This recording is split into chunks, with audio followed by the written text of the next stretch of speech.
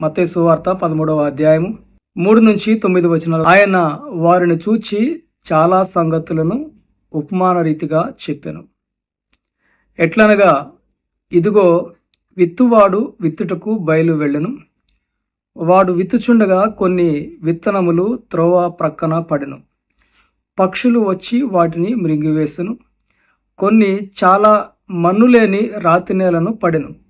అక్కడ మన్ను లోతుగా ఉండనందున అవి వెంటనే మొలిచెను. గాని సూర్యుడు ఉదయించినప్పుడు అవి మాడి వేరులేనందున ఎండిపోయెను. కొన్ని ముండ్ల పొదలలో పడెను.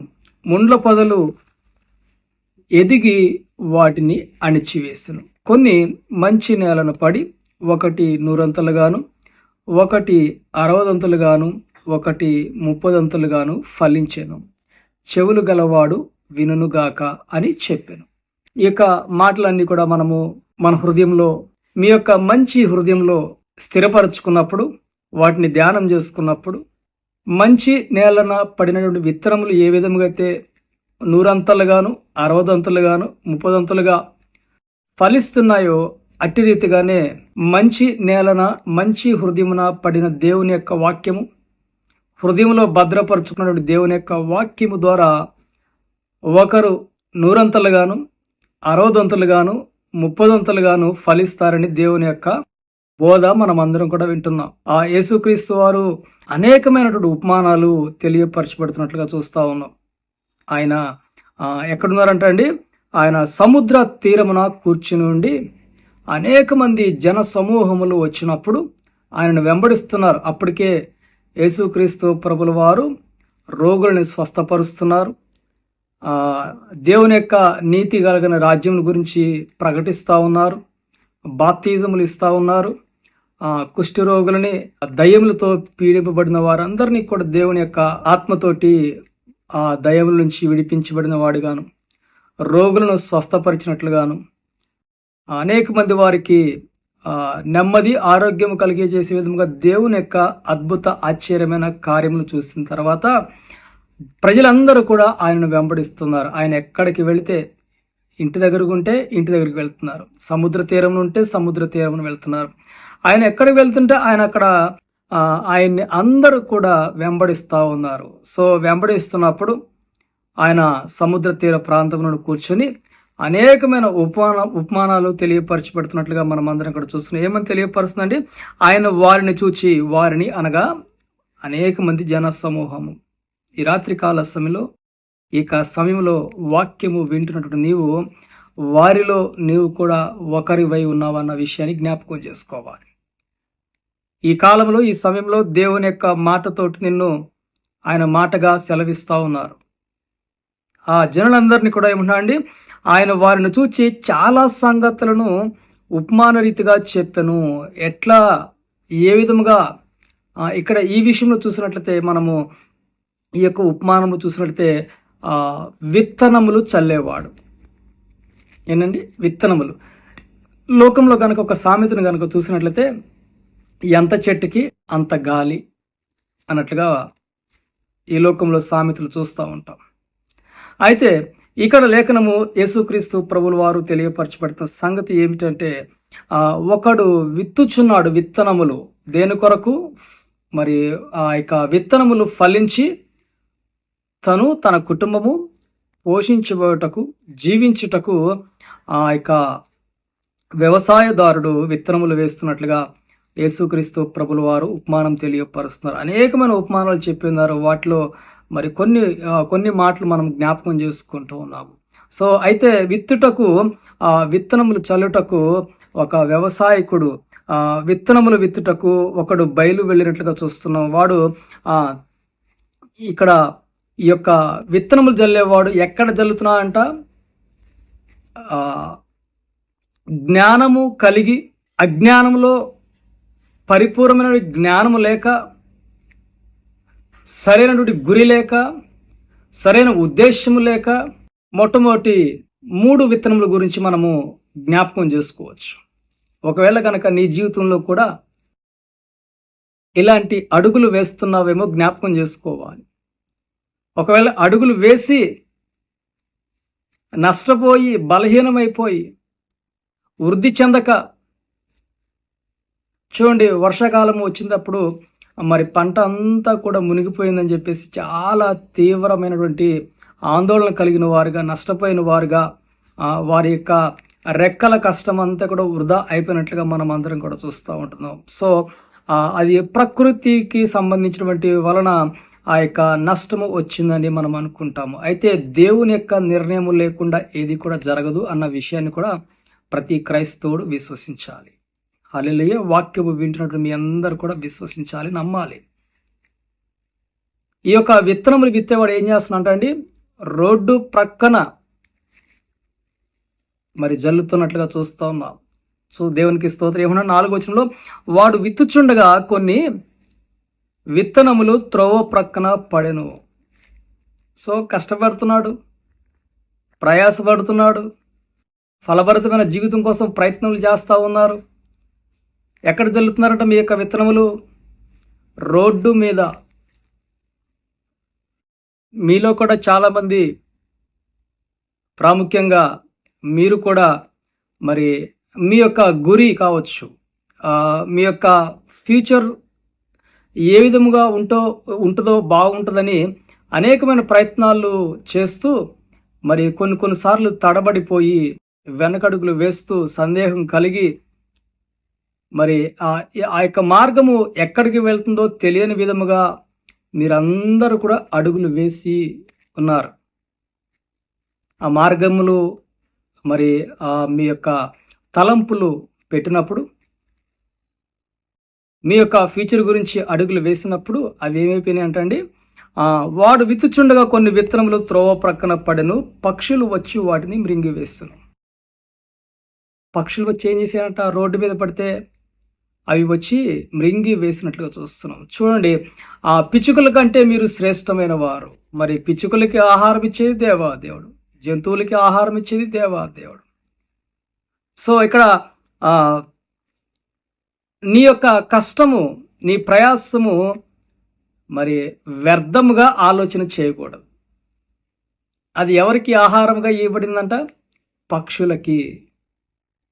వృధా అయిపోతుందని మనము లబో దిబో అని గుండెలు బాదుకుంటూ ఉంటాం. అయ్యో అక్కడ నేను సరిగా ప్లాన్ చేయలేదు, అక్కడ నా మార్గం సరిగ్గా ఎంచుకోలేదని. అయితే నీకు కలిగిన ఆ యొక్క కొద్దిపాటి జ్ఞానం బట్టి ఇతరులకి ప్రయోజనం కలిగి ఉండొచ్చేమో. పరిశుద్ధాత్మ దేవుడు మాట్లాడుతూ ఉన్నాడు. నీ గురి, నీ ఆలోచన, నీ జ్ఞానము సరైనదిగా ఉండాలని దేవుని యొక్క వాక్యం సెలవిస్తూ ఉంది. నష్టపోయావేమో. ఆ యొక్క రెండవ సంగతిని చూసినట్లయితే, ఆ యొక్క రెండవ సంగతి చూసినప్పుడు, కొన్ని చాలా మన్ను లేని రాతి నేలను పడెను. ఎక్కడ పడేనంటండి? రాతి నేలను పడినట్లుగా చూస్తూ ఉన్నాం. అయితే అక్కడ చక్కగా ఒక విషయాన్ని జ్ఞాపకం చేసుకోవచ్చు. కొన్ని చాలా మన్ను లేని రాతి నేలను పడెను, అక్కడ మన్ను లోతుగా ఉండనందున అవి వెంటనే మొలిచెను. సో చాలామంది విశ్వాసుల్లో దేవుని మందిరానికి రాగానే వెంటనే దేవుని యొక్క అద్భుత కార్యం చూస్తూ ఉంటారు, ఆశ్చర్యమైన కార్యాలు చూస్తూ ఉంటారు, స్వస్థత కార్యం చూస్తూ ఉంటారు. కానీ వారిలో ఏం లేదంట, విశ్వాసం అనే వేరు లేదు. సో మొట్టమొదటి ఉపమానంలో జ్ఞానము లేక వారి యొక్క విత్తనములు వెదజల్లుతున్నారు రోడ్డు మీద.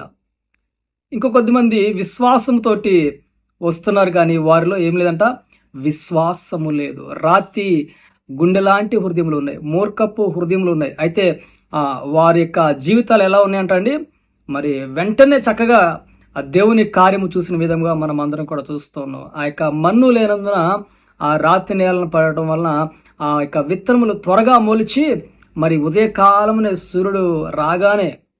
సూర్యుడు ఉదయించగానే ఆ యొక్క వేడికి తట్టుకోలేక దేవుని ఆశీర్వాదం చూస్తున్నారు.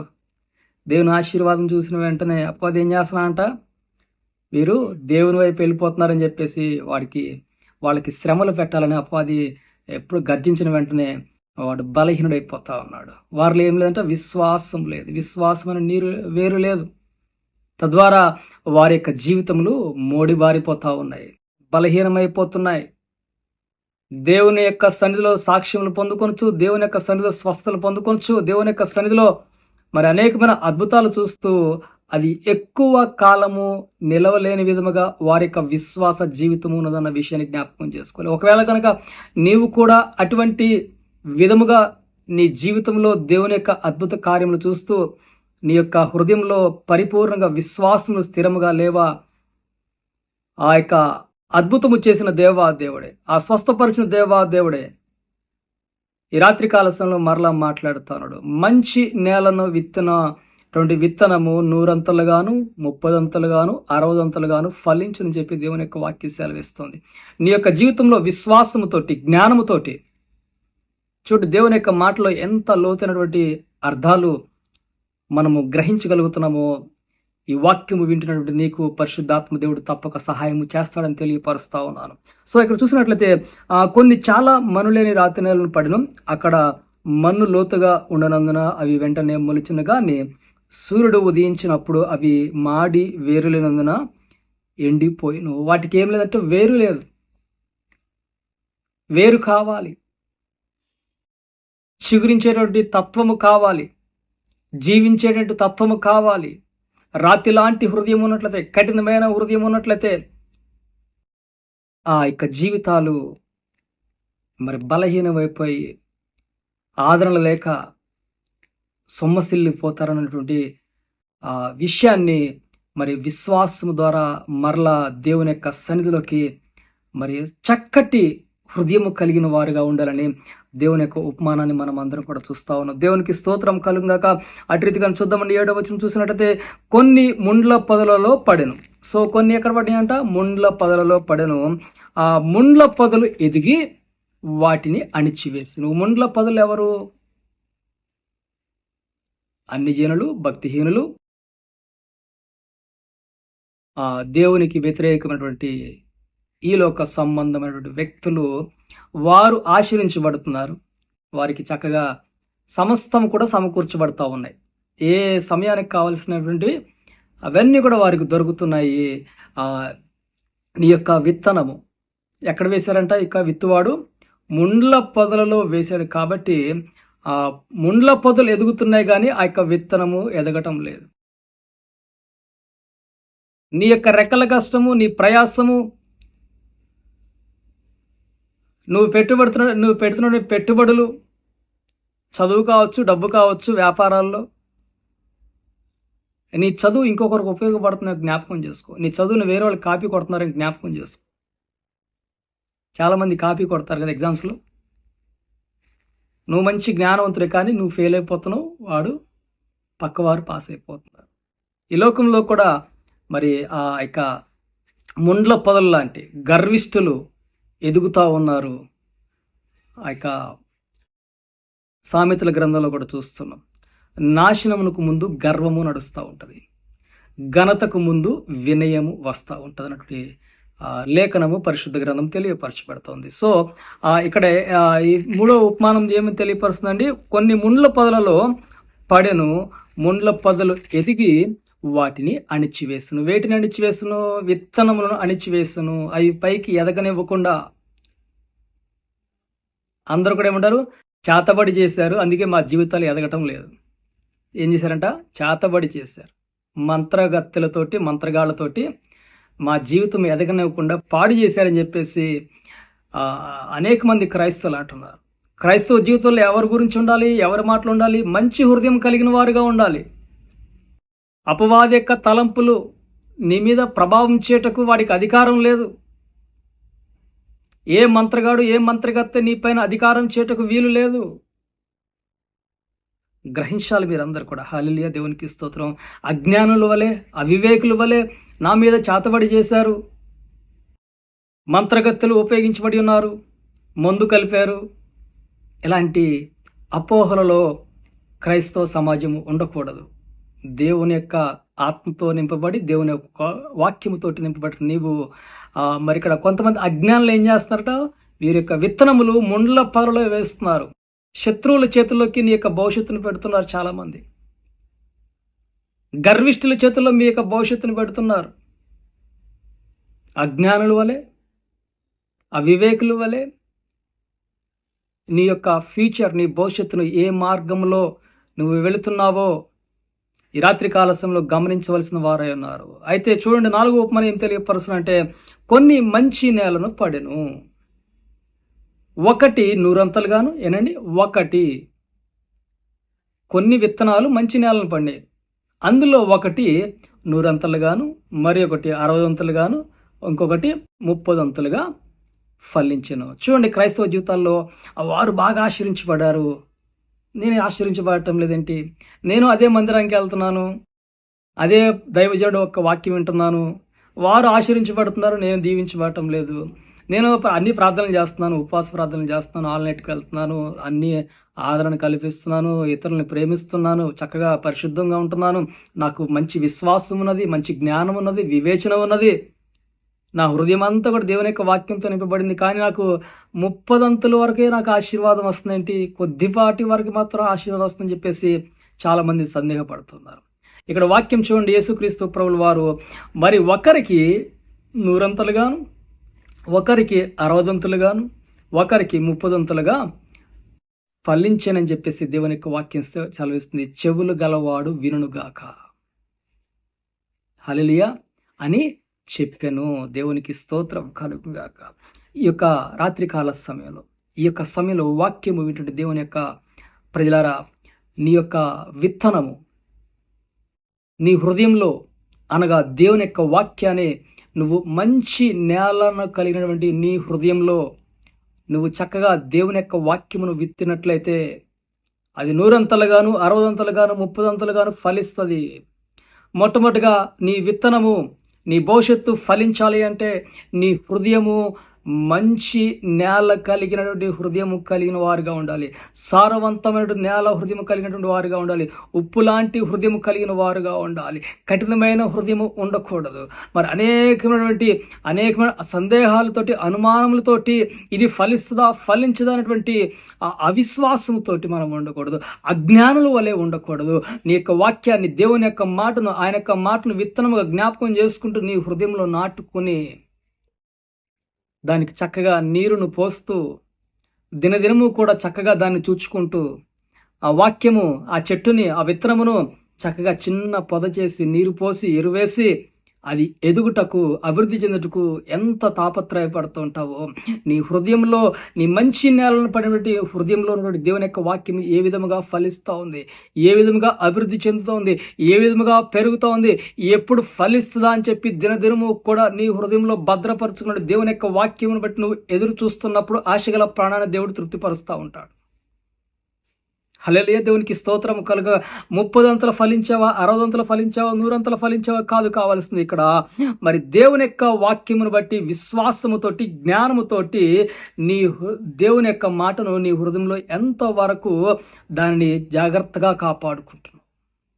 ఒకవేళ కనుక నువ్వు వేస్తున్నటువంటి నీ తలంపులు, ఆలోచనలు ముండ్ల పొదలలో గర్విష్ఠుల ఎదుట నీ ఆలోచనను తెలియపరుస్తున్నావో, వాడు వెంటనే నీ ఆలోచనను దొంగలించి వాడు ఆశీర్వాదం, ఈలోక సంబంధమైన ఆశీర్వాదం పొందుకుంటున్నాడు. కానీ దైవికమైన ఆత్మతోటి నువ్వు నడిచినప్పుడు దైవికమైనటువంటి ఆశీర్వాదము ప్రాణాత్మ దేహములకు ఈ లోకంలో కూడా నువ్వు అనుభవిస్తావని ఈ రాత్రి కాల సమయంలో మీ అందరికీ తెలియపరుస్తా ఉన్నాను. నువ్వు ఎక్కడ నీ యొక్క తలంపులు, ఆలోచనలు రోడ్డు మీద పడినటువంటి విత్తనముల వలె ఆలోచన చేస్తున్నావా? అయ్యో, నేను బిజినెస్లోకి నేను అమౌంట్ ఖర్చు పెట్టాను, అది వీధులు పాలైపోద్దా, లేకపోతే ఆ గర్విష్ఠులు తినేస్తారా, లేకపోతే కొద్దిపాటి ఆశీర్వాదం రాగానే మరలా అది తొలగిపోయే విధముగా ఉన్నదో నీ తలంపులు జ్ఞాపకం చేసుకుంటూ మంచి నేలను, అంటే నీ హృదయంలో దేవుని యొక్క మరి ఆ మనస్సును కలిగి, దైవికమైన మనస్సును కలిగి ఆ యొక్క హృదయాన్ని నువ్వు దినదినము కూడా అభివృద్ధి చేసుకుంటున్నప్పుడు, దినదినము కూడా బలపరుచుకుంటున్నప్పుడు నువ్వు ఫలిస్తూ ఉంటావు, ఆశ్రయించబడతా ఉంటావు, దీవించబడతా ఉంటావు.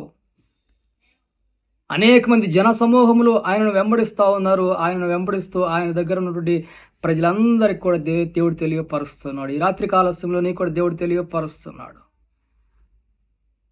నీ హృదయంలో నుండి దేవుని మాటలు పక్కకి వెళ్ళిపోతున్నాయా, లేకపోతే ఆ సమయంకు బాధ కలిగినప్పుడు వెంటనే ఉప్పొంగిపోయి మరలా చల్లబడిపోయిన వారుగా ఉంటున్నారా, లేకపోతే దుష్టుడు దొంగలించి నీ హృదయాన్ని నిన్ను ఎదగనివ్వకుండా చేస్తున్నాడా? నీ తలంపులు, నీ ఆలోచనలు ఈ లోక సంబంధమైనవిగా ఉన్నప్పుడు అపవాది నీకంటే హెచ్చుగా ఎదిగి నిన్ను తగ్గింపు జీవితమునకు కలగజేసే విధంగా ఉంటుందన్న విషయాన్ని జ్ఞాపకం చేసుకుంటూ, నీకు మంచి హృదయం ఉన్నది, మంచి దేవుని మాటలు ఉన్నాయి. ఈ మంచి దేవుని మాటలు నీ మంచి హృదయంలో, నీ హృదయం మంచిగా చక్కగా చేసుకోవాలి, శ్రేష్టంగా చేసుకోవాలి. దీనిలో ఎటువంటి కుళ్ళు కుతంత్రములు, రాగ ద్వేషములు ఎటువంటి కూడా ఉంచుకోకుండా నీ హృదయము దేవుని యొక్క సన్నిధిలో ఆయన మాటను నువ్వు ధ్యానం చేసుకుంటూ దినదినము కూడా యెహోవా ధర్మశాస్త్రము దేవారాత్మ ధ్యానించేవాడు మరి ధన్యుడని చెప్పేసి వాక్యం సెలవిస్తుంది. మరి ఆకు వాడక తన కాలమందు ఫలమిచ్చు చెట్టు వలె ఉంటుంది. సో నువ్వు ఎప్పుడైతే వాక్యాన్ని ధ్యానం చేసుకుంటా ఉన్నావో, ఎప్పుడైతే దేవుని యొక్క మాటల ప్రకారంగా నీవు మంచి హృదయం కలిగిన నీ యొక్క తలపులో ఆలోచనలు దేవుని యొక్క మాటలను స్థిరపరచుకుంటావో, నువ్వు తప్పకుండా ఫలిస్తుంటావు. నీ జీవితము వాడిబారిపోదు, మోడిబారిపోదు, ఎండిపోయినటువంటి బావిలాగా ఉండదు, ఎండిపోయినటువంటి మరి ఆ యొక్క నేలలాగా ఉండదు. నీ యొక్క వేరు, విశ్వాసం అనే వేరు దేవుని యొక్క జ్ఞానముతోటి మంచి వివేచన కలిగి నీ హృదయంలో దేవుని మాట నాటుకున్నప్పుడు 100 అంతలుగాను, 60 అంతలుగాను, 30 అంతలుగాను ఫలిస్తారని తెలియపరుస్తూ చెప్పబడిన కొద్ది మాటలు దేవుడు మరి మీ యొక్క హృదయాలకు మంచి మేలు కలిగిన హృదయం కలిగినట్లుగా దేవుడు దీవించి ఆశీర్వదించును గాక.